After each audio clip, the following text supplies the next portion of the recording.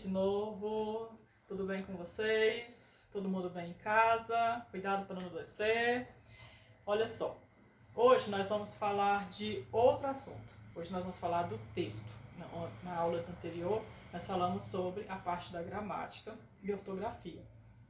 Agora vamos falar de texto e interpretação de texto. Hoje nós vamos falar sobre um gênero textual, história em quadrinhos. Aqui eu coloquei as características para no vídeo talvez não saia muito bom, mas eu vou tirar foto depois e aí posto no grupo o quadro do jeito que ele está aqui para facilitar. A história em quadrinhos ela vai estar na página 70, nós vamos ter lá a história em quadrinhos do Horácio.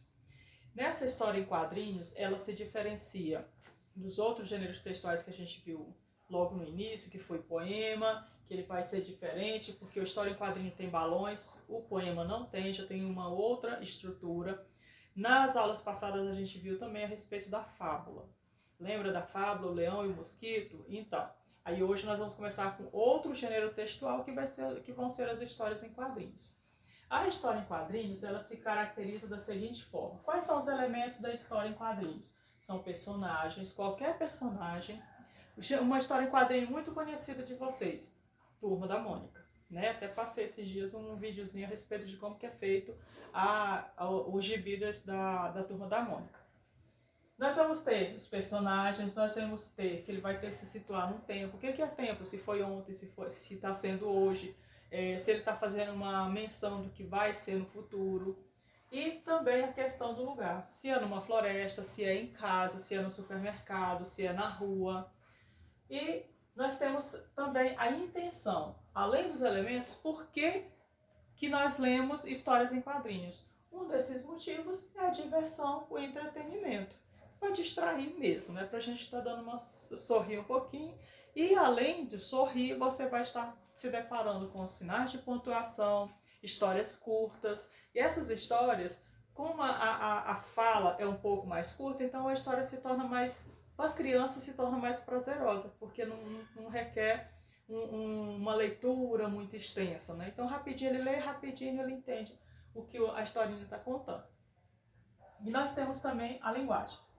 Na história em quadrinhos nós vamos ter muitas imagens, elas são muito coloridas, principalmente quando são direcionadas ao público infantil. Elas vêm sempre dentro de balões de fala ou de pensamentos. Elas são, a linguagem dela é mais próxima da nossa, é uma linguagem mais simples, mas que a gente entende com muita facilidade. Uso de onomatopeias, que são as palavras que traduzem o som. Eu vou explicar aqui, quando chegar aqui no final, o que são as onomatopeias, que aí fica mais fácil. E elas também têm o público dirigido, que no caso é o leitor que ele mais se preocupa para as crianças e adultos que gostam muito de histórias em quadrinhos. Eu mesmo gosto muito de história em quadrinhos. Nós temos na história em quadrinho, cada pedaço dele a gente chama de quadro ou requadro. É a moldura da história. Dentro dela acontecem as cenas. Então sempre que você for fazer uma atividade, ele vai se referir ao primeiro quadrinho, ao segundo quadrinho ou ao último quadrinho, porque é onde a história está ali sendo retratada. Na história em quadrinhos, nós vamos ter muita utilização de balões. Nós vamos ter os balões específicos para a fala, que ele tem essa configuraçãozinha aqui, que eu vou fazer aqui o desenho. Ele não é interrompido, ele é um balãozinho. Aí tem a setinha, que é direcionada para a pessoa que está falando, que ele está se referindo, né? Aqui. A pessoa que ele está se referindo. Nós temos o balão do pensamento, que aí ele já é um pouquinho mais diferente, é como se fosse uma nuvem, representando apenas uma situação que a pessoa está pensando. Pensei, falou alguma coisa, eu estou aqui pensando. O que será? Vou reproduzir o meu pensamento. O que será que a pessoa está pensando?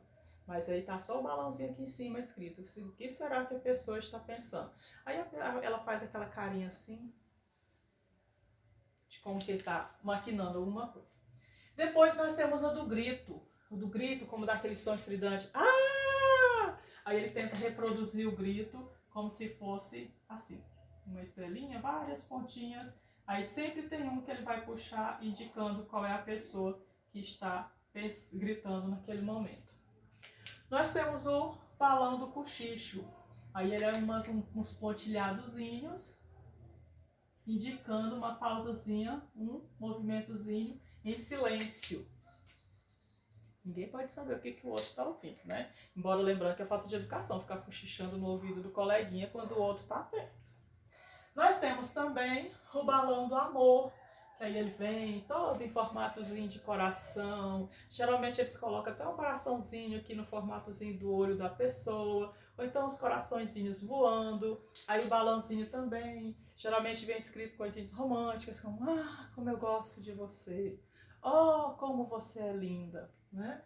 E temos o balão da ideia, que é esse aqui que é a bolinha, né? Com as bolinhas apontando para a pessoa que está tendo aquela brilhante ideia. E sempre eles utilizam uma lâmpada. O que é uma lâmpada? A lâmpada está apagada, não está tendo luz. Quando você acende, o ambiente fica mais claro. Então, qual é a ideia da lâmpada? A ideia de que chegou uma ideia nova, chegou um plano mirabolante, né? E, para concluir, nós temos as onomatopeias. Apesar de ser um nome muito comprido, mas é simples de ser entendido. O que são as onomatopeias? São os barulhos. Quando você está dentro de casa e você escuta lá fora um barulho assim. Toque, toque, toque. Alguém batendo na porta. Quando você vai colocar em palavras, você usa isso. Toque, toque, toque. Essas palavras que você reproduz em sons é o que a gente chama de onomatopeia. Nós temos o barulho do trovão. Cabrum! O que acontece? Você, nossa, um trovão, barulho. Então, o barulho do trovão escrito nas histórias em quadrinhos geralmente é essa palavra, cabrum.